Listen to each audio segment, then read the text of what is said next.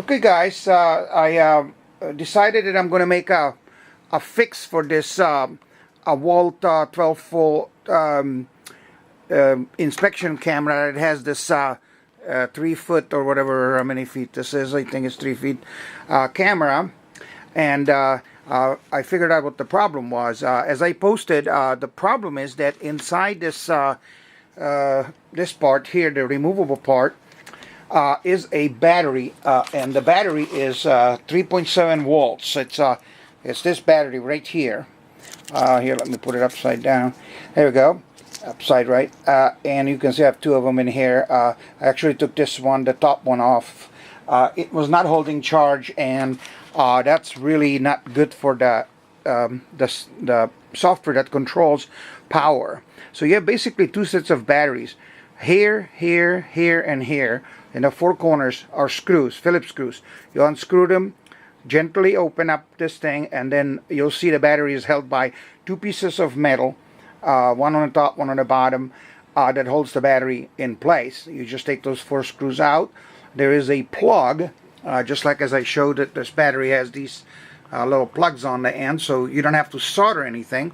You just have to order a correct battery. The one that worked for me on the internet, I looked up for a Garmin 3.7 volt battery for a Garmin a GPS. Anyway, the other thing I did is I rebuilt this battery, and then I built 2 more packs for more amperage. So basically they are parallel, they are wired parallelly, and so basically it's still 12 volts, but now I have more amps.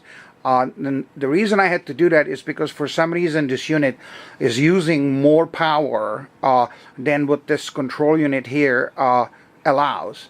And so it's probably just millivolts that it flips it from, you know, working and not working. Also, this battery here will charge this internal battery. So there isn't anywhere on this box any input to put in you know, a charger. This thing basically runs by itself. As you can see, watch this.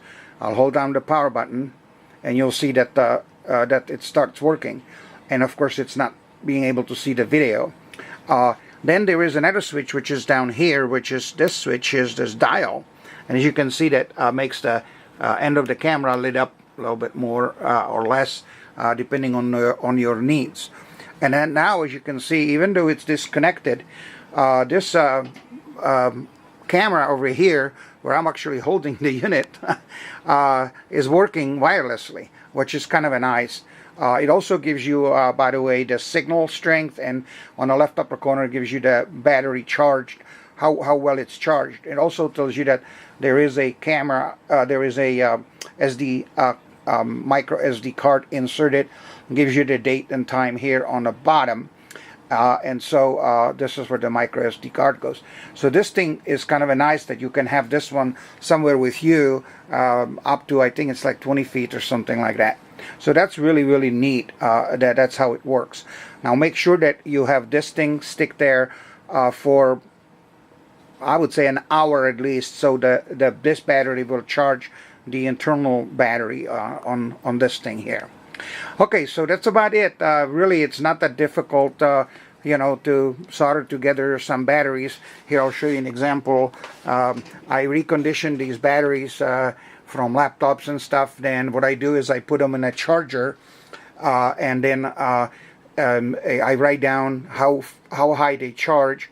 In this case, 4.2 volts, and then I write down how many milliamps it will provide, 2013 in this case, and I just soldered them so they make 12 volts, so they are soldered in series. So that's about it.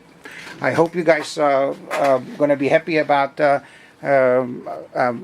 possibility of repairing your camera, your DeWalt examination camera, whatever they call it, and you'll have fun with it. Talk to you later.